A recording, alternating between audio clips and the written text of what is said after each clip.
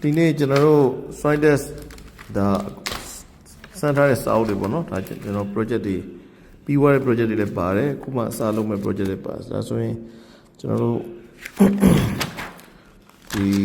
KB ပေါ့နော်ကျွန်တော် project ခေါ် KB residence အတွက်ဒါ soil test ပေါ့ဆိုတော့ခုနောက်ပိုင်းကတော့အကြံပေးချင်တာတော့ soil test ကကျွန်တော်တို့စစ်ကိုစစ်ရမှာပါတစ်ထပ်ပဲဆော့ဆော့နှစ်ထပ်ပဲဆော့ဆော့ကျွန်တော်တို့ soil test ကိုဒီအစာအုပ်တစ်လုံးကဒီမြေကြီးပေါ်မှာရှိတဲ့အစာအုပ်ဖြစ်တဲ့အတွက်ဒီမြေကြီးရဲ့ခံနိုင်အောင်စမ်းရမှာပေါ့နော်ဆိုတော့ဒီမှာကျွန်တော်တို့အင်ရှင်တွေအနေနဲ့ဒါလုံးဝမချွေတာသေးဘူးမချွေတာစရာကိုမလိုတာပေါ့နော်ဒါဆိုဟိုအိမ်တစ်လုံးကိုကျွန်တော်တို့ကကာလတန်ဖိုးတွေအများကြီးပေးပြီးတော့စောက်ထားပေမဲ့ဒီစွမ်းရဒီမြေကြီးကမကောင်းဆိုရင်ဒါကျွန်တော်တို့တွားပြီပေါ့ဘာမှလုပ်လို့မရတော့ဘူးဒီမှာရွှေပဲကုတ်ပြီးတော့စောက်ထားတာဒီအောက်ခံမြေကြီးမကောင်းဆိုရင်ဒါပြိုတယ်တို့ crack ဖြစ်တယ်တို့ဆိုရင်အကြောင်းတွေဖြစ်တယ်ဆိုရင်ဒီအပေါ်ကရင်းနှီးထားသမျှတဲတဲ့ရေသွန်ပဲဖြစ်မှာဒါဆိုရင်ကျွန်တော်တို့ဒါဟိုမှာပေါ့နော်မင်္ဂလာတုံ project ပေါ့နော်ဒါ orchid residence ပေါ့ဒါတော့ KB ပေါ့ဆိုတော့ဒါတွေကတော့အရင်ကျွန်တော်တို့ဒါတခြား project တွေ soil test ပေါ့ဆိုတော့ဒီနေ့ကတော့ဒါ soil test တွေပြန်ပြီးတော့ကြည့်တဲ့သဘောပါဆိုတော့အဲ့ဒါဆိုတော့ကျွန်တော်တို့က soil test ကိုလုပ်တဲ့ချိန်မှာကျွန်တော်တို့တစ်ထပ်ပဲဖြစ်ဖြစ်လူကြီးမင်းရဲ့အစာအုပ်ကတစ်ထပ်ပဲဖြစ်ဖြစ်နှစ်ထပ်ပဲဖြစ်ဖြစ်ကျွန်တော်သုံးထပ်ပဲဖြစ်ဖြစ်เนาะဘယ်လိုအစာအုပ်မျိုးစားကိုမဆိုပေါ့เนาะကိုတော်ပဲဖြစ်ဖြစ်ကျွန်တော်တို့လုံးချင်းပဲဖြစ်ဖြစ်ဒီ business လုပ်မဲ့ဒီဆိုင်ငန်းပဲဖြစ်ဖြစ်ဘယ်လိုမျိုးပါပဲဖြစ်ဖြစ်ကျွန်တော်တို့အကြံပေးလိုတာတော့မြေကြီးပေါ်မှာဆောက်ရတဲ့အိမ်တွေစာအုပ်တွေဖြစ်တဲ့အတွက်ဒီမြေကြီးအကျဉ်းနှံမှုကိုကသိဖို့လိုတယ်เนาะကျွန်တော်တို့ခြေမြေနင်းထားတဲ့เนาะခြေထောက်နင်းထားတဲ့မြေဟာဘလောက်ခန့်နိုင်ရှိလဲเนาะဘယ်နေရာမှာအားနည်းလဲဘလို့မြေပြိုးစားဖြစ်လဲ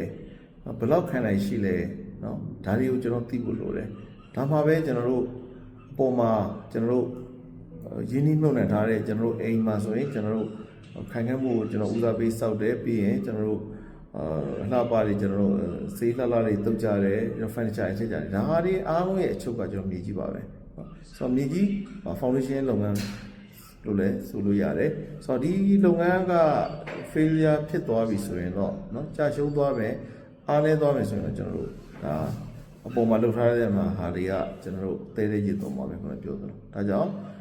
အကြံပေးလိုတာကတော့ကျွန်တော်တို့ soil test လုပ်ပါเนาะဘယ်လိုပဲအစာအုပ်ဖြစ်ဖြစ်ကျွန်တော် soil test ကိုပြုလုပ်သင့်ပါတယ်ခုနောက်ပိုင်းမှာငလင်းနေပါတွေဖြစ်တဲ့အတွက်ပို့ပြီးတော့ကျွန်တော်တို့ဒီဟိုပါပေါ့เนาะ idea မျိုးကျွန်တော်ချပေးတာပါရခင်အခြေအနေမျိုးဆိုရင်တော့ကျွန်တော်တို့မပြောလို့ဘူးဒါပေမဲ့ဒီအခြေအနေမျိုးမှာဆိုရင်တော့ကျွန်တော်တို့ငလင်းနေနောက်ဒီသဘောပေးတွေကြောင့်ကျွန်တော်တို့နော် soil test လုပ်ခြင်းဟာကျွန်တော် soil test လုပ်ပြီးတော့ structure design တွက်ပြီးတော့မှစောက်ခြင်းဟာ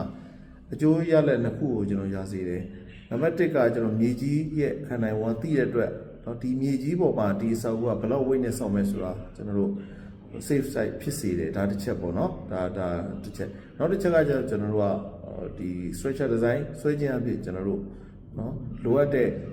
ခိုင်ခန့်မှုရရှိစေလို့နော်ဥပမာကျွန်တော်တို့သူ့ရဲ့ဒီเนาะကျွန်တော်တို့ပုံမှန်ဆိုရင်ကျွန်တော်တို့win load တွေရှိတယ်เนาะကျွန်တော်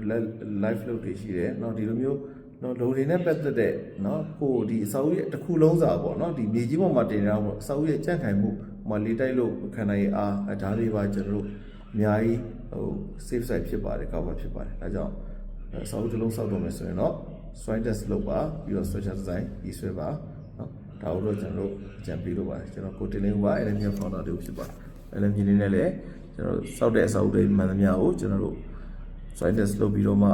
เนาะတခြားစနစ်ကြနဲ့ကျွန်တော်တို့ design ရေးဆွဲပြီးတော့မှစောက်ပေးနေခြင်းဖြစ်ပါတယ်အားလုံးကိုကျေးဇူးပါ